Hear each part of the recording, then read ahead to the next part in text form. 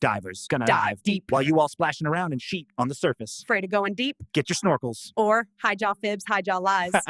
Are your neurons lonely? Do your synapses keep ghosting each other? Is your cognitive dissonance getting clingy again?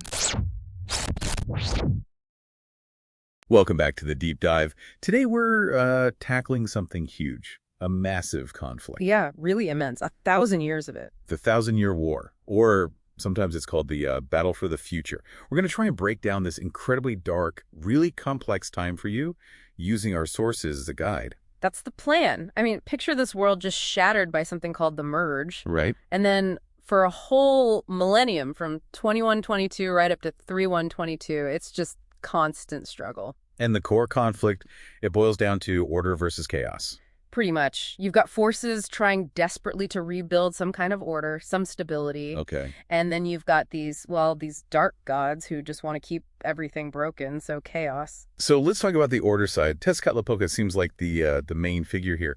What did the sources say about him? How did he even appear? Right. Tezcatlipoca. The sources paint him as this really powerful deity. He emerges after being in a coma for, 58 years following the Merge? 58 years. Yeah, and he's carrying the essence of his brethren, apparently within this artifact, the Purple Shard, a powerful relic. Okay, so he wakes up, he's got this power. What's his first move?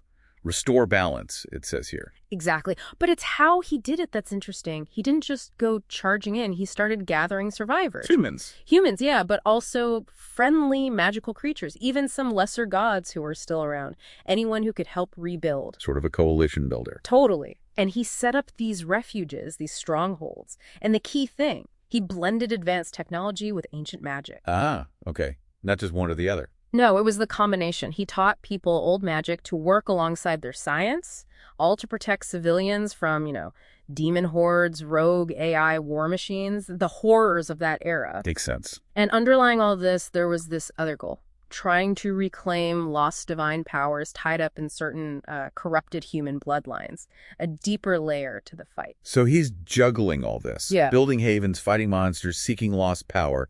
But then the sources mention something else, something even bigger. Yeah, a completely different kind of threat. Something cosmic. And nothingness. Sounds pretty terrifying. It was. Apparently, this entity had consumed whole civilizations out in the cosmos, and it was drawn to Earth. Well, by us. By us? Our distant space stations, our signals reaching out into the dark. We basically sent an invitation without knowing it. Oh, boy. So how did Tezcatlipoca handle that? He confronted it directly. In the ruins of an old AI city, apparently. Big showdown. And he won.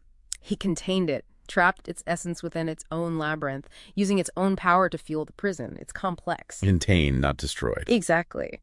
And the sources mention this weird element, unseen forces from a distant future somehow influencing this outcome. Very mysterious. Huh.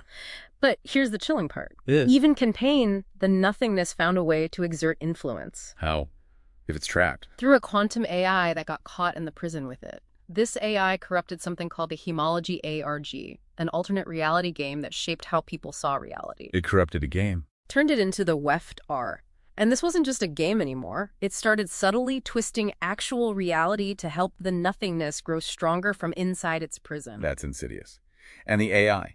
Its nature is ambiguous, maybe just glitchy, maybe something more deliberate. We don't really know. Okay, so cosmic horrors on one side. Yeah. What about the other main players, the dark gods? You said they didn't fight directly. Right, mostly not. Their approach was much more subtle, cunning. Like what? Illusions, propaganda, psychological warfare. They twisted perceptions, sowed distrust among allies, made people doubt Tezcatlipoca, doubt themselves. So mind games, basically. Exactly. Shifting masks, making armies fight phantom enemies, turning allies against each other. It was a war of deception more than anything. Which must have made things incredibly difficult for Tezcatlipoca. Immensely. Because his biggest challenge wasn't actually the dark gods or the nothingness. It was, us, humans. It's free will. Free will, human fallibility, people choosing ambition or greed or giving in to fear. Corruption kept blooming from within his own sanctuaries. Can you give an example? Yeah, there's the story of a great citadel city flourishing around the 2500s, a real beacon. Okay. Within a century, it tears itself apart in civil war. Why? Because council members got greedy, started vying for personal power, playing on people's pride. All that work, undone from the inside. That's the tragic irony, isn't it? The very freedom he fought to protect allowed some people to choose paths that unraveled everything he built. This war went on for 1,000 years. That must have taken a massive toll. Absolutely. Centuries grinding on. You see Tezcatlipoca getting weary in the accounts. His army shrinks. People lose faith. And the propaganda from the dark gods didn't help, I imagine. It was relentless. Over generations, many mortals started blaming him for the endless war. They bought into this idea that true freedom meant rejecting all gods, including him. So how did it finally end?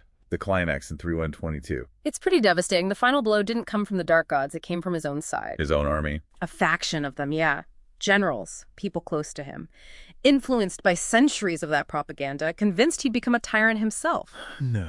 They staged a surprise attack during a council meeting. Explosives, powerful spells. He was mortally wounded, betrayed by those he'd led for so long. Wow.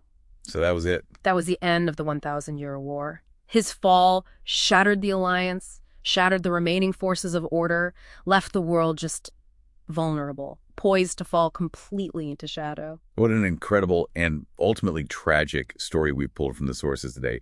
A millennium of struggle, cosmic threats, internal betrayal. Yeah. Just the sheer scope of it. It really makes you think, doesn't it? Looking at this whole arc, especially that ending, what does it really tell us? About? Well, maybe about how powerful deception can be over long periods, or how vulnerable systems are when you factor in free will, or maybe even how actions, even benevolent ones, can have unforeseen consequences down the line. What really stands out to you after hearing all this?